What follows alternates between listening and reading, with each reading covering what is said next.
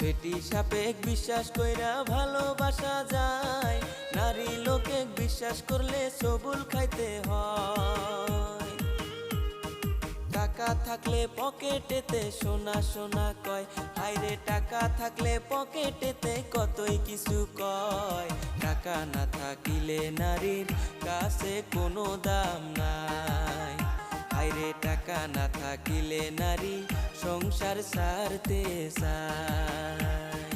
নারী লোকে কষ্ট দেওয়া পুরুষের স্বভাব, এই যুগেতে ভালো পুরুষ পাওয়াটাই অভাব।